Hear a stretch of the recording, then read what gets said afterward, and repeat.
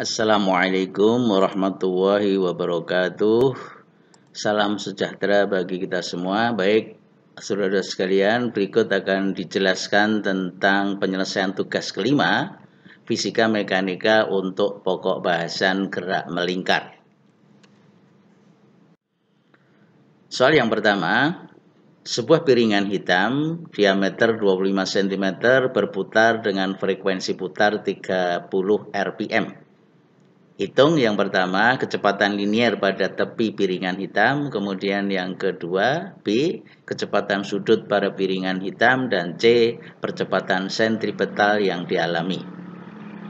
Nah, penyelesaiannya kita lihat pada bagian berikut. Diketahui tadi frekuensi putar sama dengan 30 rpm, itu sama dengan putaran per menit. Kita jadikan dengan satuan SIMKS menjadi 30 putaran per detik, ya, 1 menit 60 detik menjadi setengah hertz.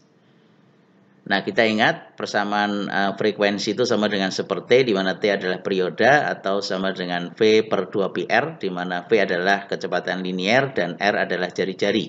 Kalau dinyatakan dengan kecepatan sudut, frekuensi sama dengan omega per 2π, di mana omega adalah kecepatan sudut. Nah, untuk menghitung kecepatan linier dikaitkan dengan besaran yang diketahui yaitu frekuensi, maka kita pilih persamaan V sama dengan 2πrf. Jadi sama dengan 2π, kemudian jari-jarinya adalah setengah dari diameter. Diameternya diketahui sebesar 25 cm, maka jari-jarinya sama dengan diameter per 2 atau 12,5 dikalikan frekuensinya sudah dihitung sama dengan setengah hertz. Jadi ketemunya sama dengan 12,5 pi cm per second. Pi masih boleh dinyatakan dengan pi seperti ini, atau mau diubah menjadi nilai desimal boleh saja, silahkan. Kemudian pertanyaan B adalah kecepatan sudut pada piringan hitam. Jadi kecepatan sudut V sama dengan omega kali R, persamaan hubungan antara kecepatan linier dengan kecepatan sudut, maka kecepatan sudut omega sama dengan V per R. V-nya sudah dihitung dari persamaan bagian A, 12,5 pi cm per second dibagi dengan jari-jarinya. R sama dengan setengah diameter, yaitu sama dengan 12,5 cm. Jadi ketemunya ini bisa diringkas menjadi pi radian per detik. Sedangkan pertanyaan C adalah percepatan sentripetal yang dialami oleh piringan hitam, yaitu dengan persamaan sentripetal itu sama dengan persamaan radial atau persamaan normal. Persamaannya adalah A radial sama dengan V kuadrat per R. Kita pilih persamaan ini karena kita sudah menghitung kecepatan linier pada bagian A. Jadi sama dengan 12,5 pi, ini nilai dari kecepatan linier, kuadrat dibagi dengan R, jari-jarinya setengah diameter, yaitu 12,5. Jadi ketemunya 12,5 pi kuadrat centimeter per second. Nah, itu adalah jawaban dari pertanyaan nomor 1. Nah, berikutnya adalah soal nomor 2. Sebuah roda diameter 60 cm berputar dengan kecepatan sudut 50 radian per detik. Roda direm selama 10 detik dan kecepatan sudutnya berubah menjadi 30 radian per detik. Yang ditanyakan ada 4. Yang pertama adalah berapa percepatan sudut roda tadi.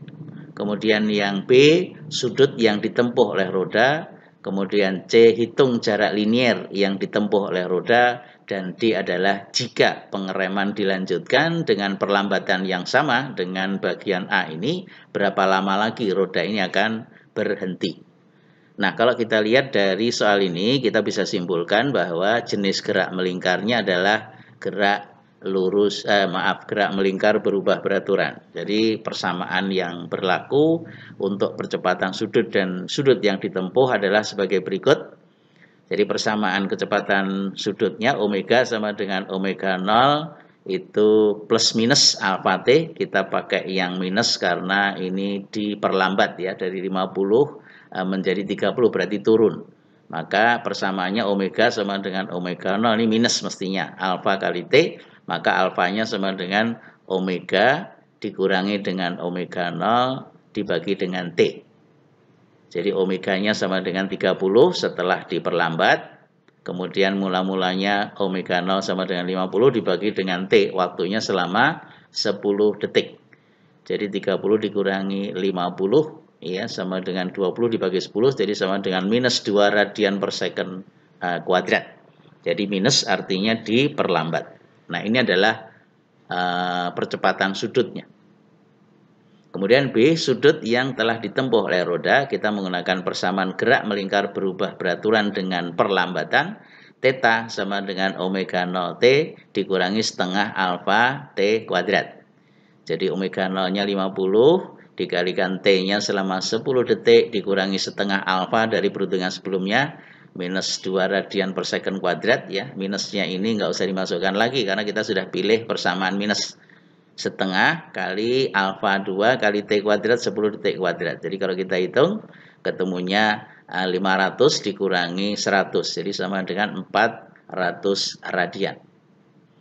Nah, pertanyaan C adalah hitung jarak linier yang ditempuh oleh roda. Nah, jadi jawaban C-nya di bagian kanan ini ya. Ini dulu di bagian C. Jadi jarak liniernya itu kalau satu kali berputar itu kan sama dengan keliling lingkaran ya. Ingat rumus keliling lingkaran sama dengan 2πr itu kalau sekali berputar. Nah, sedangkan besar sudut kalau sekali berputar itu setara dengan 2π kalau dinyatakan dalam satuan radian. Nah, jadi jumlah putaran yang dilakukan oleh roda ini adalah N, itu jumlah putaran, sama dengan sudut yang telah ditempuh, yaitu sebesar 400 radian, dibagi dengan besar sudut satu kali berputar, kan sama dengan 2π radian. Jadi N jumlah putarannya sama dengan 400 radian dibagi dengan 2π radian. Jadi jumlah putaran tanpa satuan. Nah, sedangkan jarak linier yang ditempuh itu kan sama dengan jumlah putaran kali kelilingnya. Karena sekali berputar itu sama dengan keliling lingkaran. Kalau N kali mutar, maka jarak linier yang ditempuh oleh roda sama dengan N kali S1. Itu sama dengan 1 kali berputar. Jadi sama dengan N-nya 400 dibagi 2π tadi ya. Dikalikan dengan S1-nya sama dengan keliling 2πr. Jadi 2π-nya bisa diringkas menjadi 400 kali R, di mana R adalah jari-jari roda. Jadi kalau jari-jari roda diketahui sebesar 30 cm, maka jarak yang ditempuh dalam liniernya sama dengan 400 kali 30 cm, jadi sama dengan 12.000 cm atau 120 kalau dinyatakan dalam meter.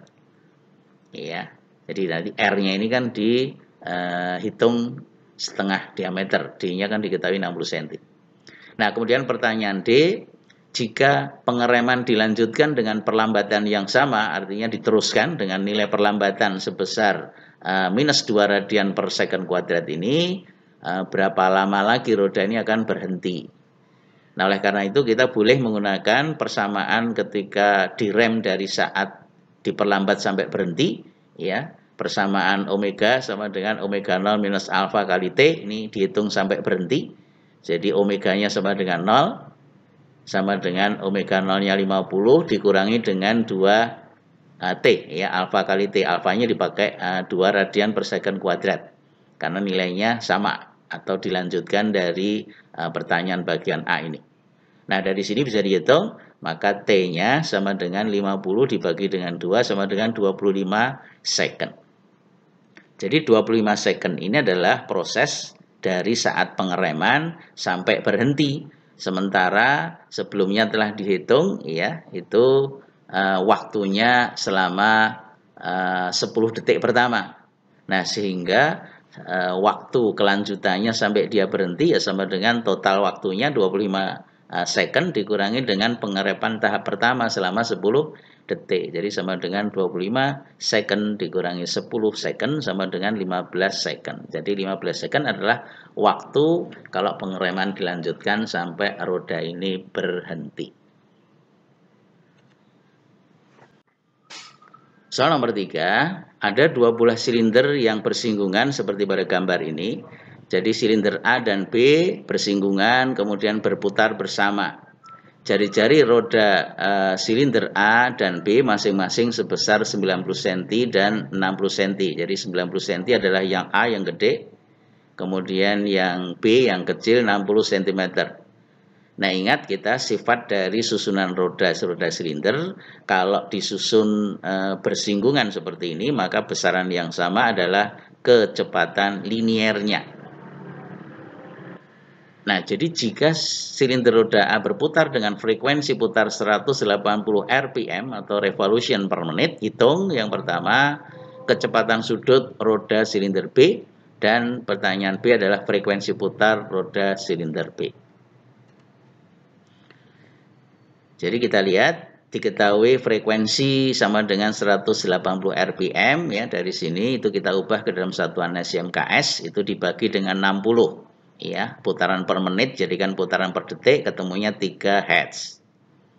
Nah, kemudian kecepatan linier dari silinder roda A itu kita menggunakan persamaan sama dengan sebelumnya, yaitu 2pi RA/FA. Karena diketahui frekuensinya dari perhitungan kita ini, jadi sama dengan 2pi kali R jari-jarinya sama dengan 90 cm ya, ini untuk roda A, kemudian dikalikan dengan frekuensinya, ini frekuensi A sama dengan 3 Hz, jadi ketemunya 540 pi cm per second. Ini adalah kecepatan linier. Nah, karena roda B dengan roda A itu disusun bersinggungan, maka besaran yang sama adalah kecepatan liniernya. Maka VA sama dengan VB sama dengan 540 cm per second. Nah, itu adalah jawaban untuk kecepatan liniernya. Nah, sehingga kecepatan sudut roda B, kita menggunakan persamaan hubungan antara kecepatan linier dengan kecepatan sudut setiap silinder, V sama dengan omega kali R, maka omega untuk roda A itu sama dengan omega VA per RA ya. Jadi sama dengan 540 ya, kecepatan liniernya kan sama ya. Ini mestinya roda B ya, ini B. Nah, dibagi dengan RB, jari-jari B-nya yang 60 ya. Mohon maaf ini salah ketik, ini mestinya omega B sama dengan VB dibagi dengan RB. Jadi omeganya kecepatan liniernya sama 540 cm per second dibagi dengan jari-jarinya 60 cm, jadi ketemu 9 pi radian per second. Ini adalah kecepatan sudut dari roda B. Ini ya. Nah, kemudian frekuensi roda B itu kita menggunakan persamaan F sama dengan seperti sama dengan V per 2πr atau omega per 2pi. Karena kita sudah menghitung kecepatan sudut roda B, ini omega B ya. Jadi FB sama dengan omega B dibagi dengan 2pi sama dengan 9 pi radian per detik, dari sini dibagi dengan 2pi, jadi ketemunya sama dengan 4,5 Hz, yaitu frekuensi roda B.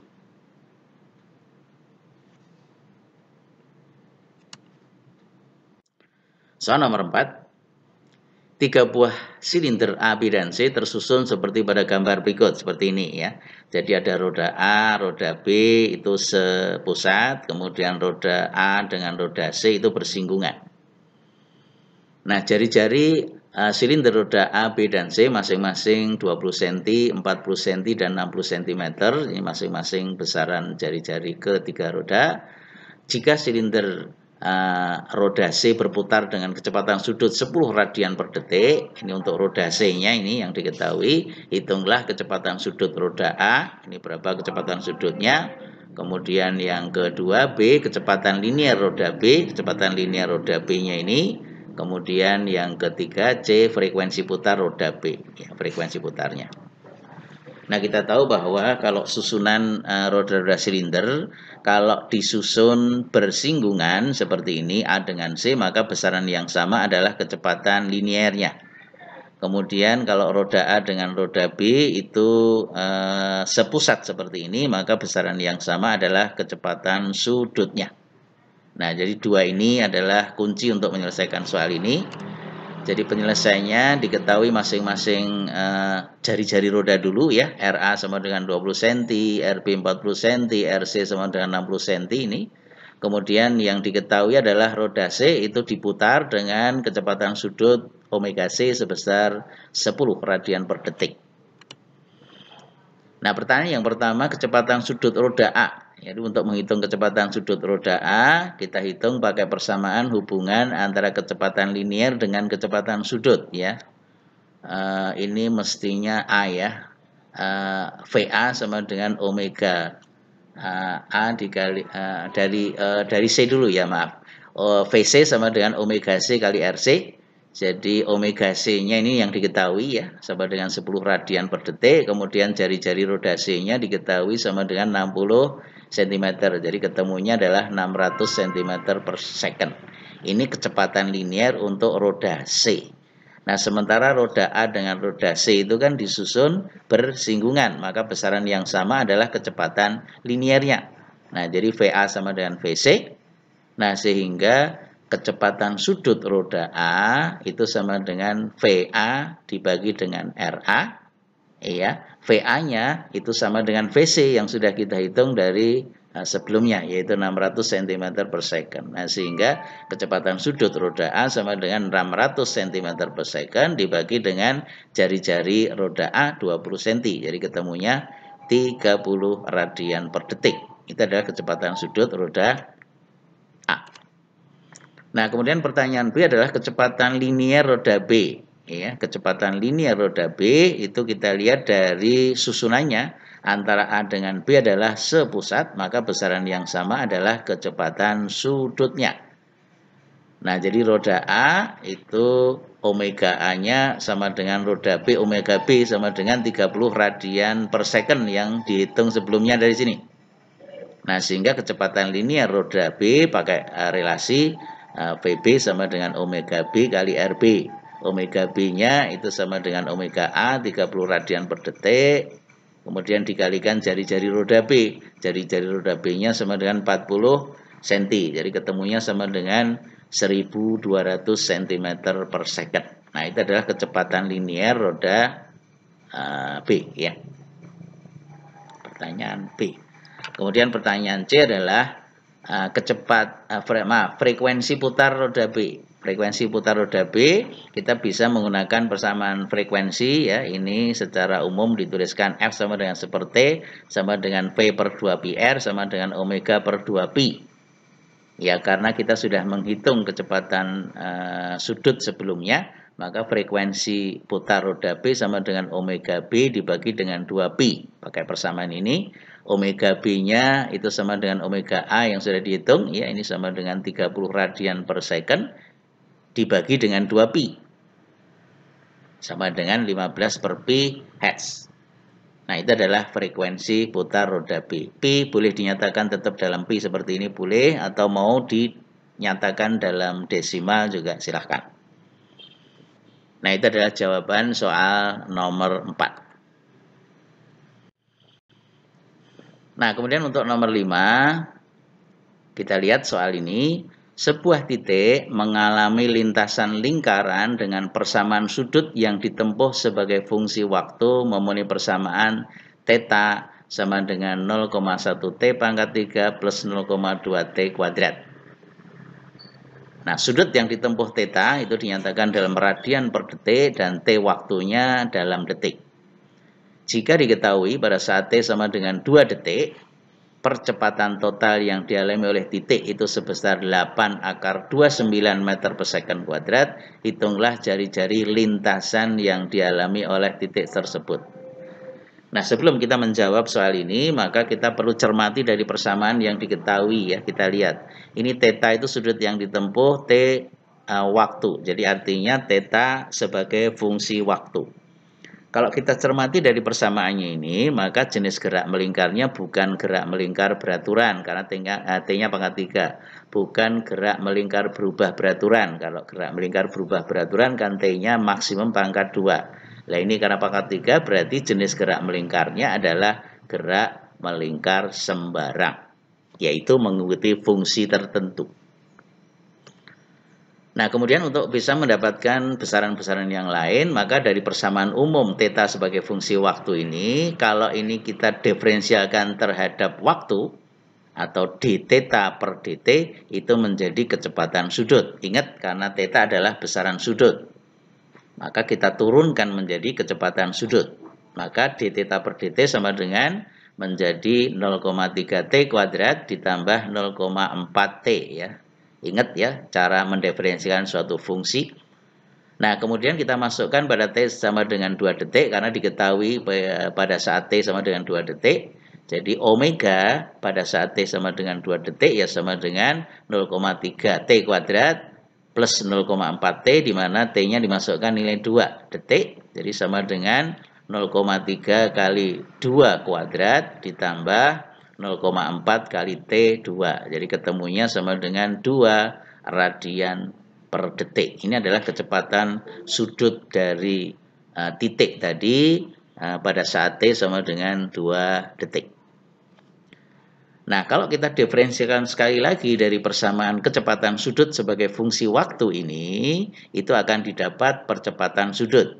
Jadi urutannya sudut yang ditempuh diturunkan sekali menjadi kecepatan sudut, diturunkan sekali lagi menjadi percepatan sudut.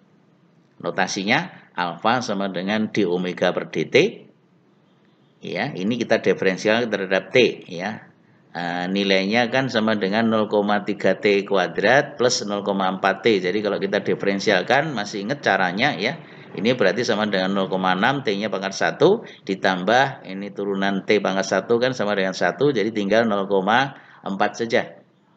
Nah, kemudian kita masukkan juga nilai dari percepatan sudut pada saat T sama dengan 2 detik. Jadi sama dengan 0,6 T plus 0,4. T-nya dimasukkan 2 second, maka akan diperoleh alfa sama dengan 0,6 T-nya 2 ditambah 0,4.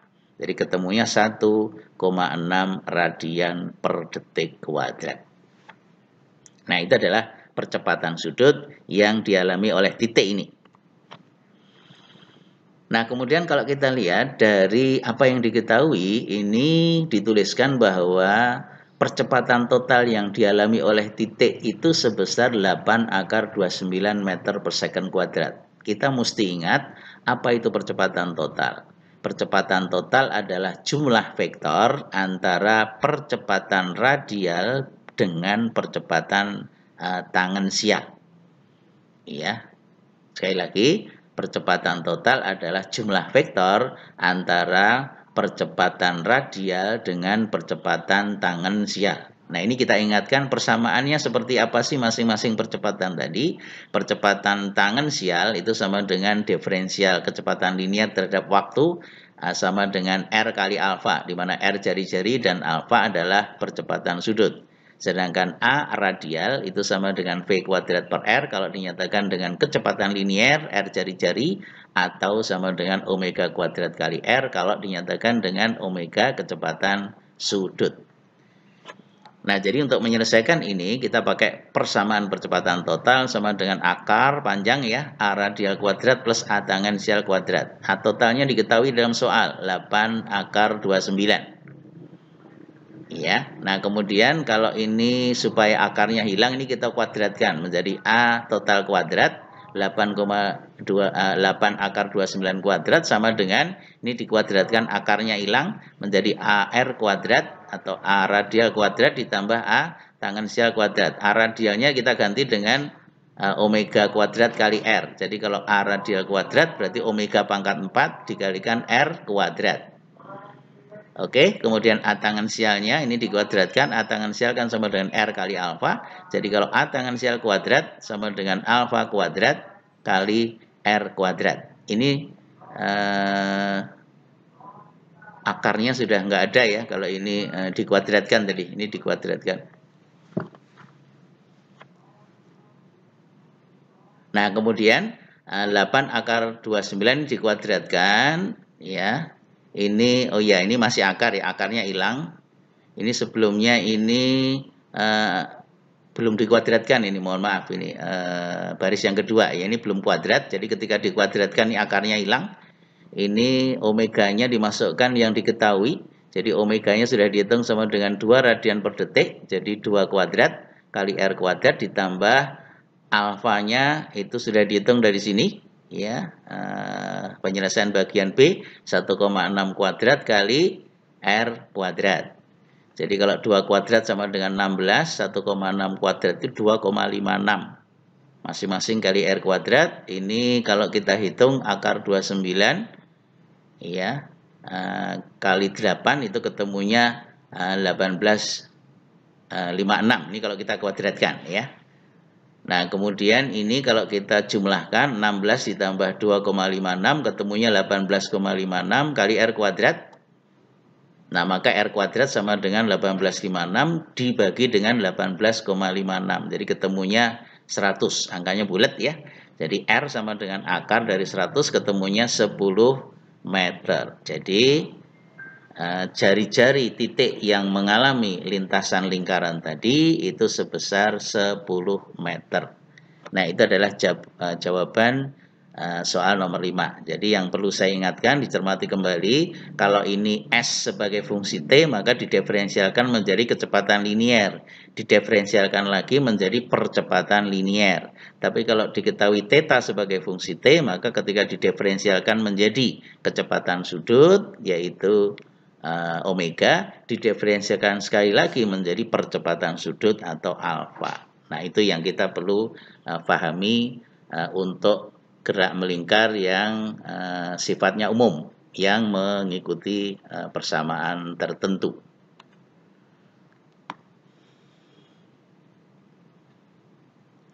Demikian penyelesaian tugas fisika mekanika yang membahas tentang pokok bahasan gerak melingkar. Mudah-mudahan soal tugas ini bisa difahami. Silahkan diulangi kembali untuk bisa lebih jelas lagi. Demikian apa yang bisa disampaikan. Terima kasih atas perhatiannya. Assalamualaikum warahmatullahi wabarakatuh.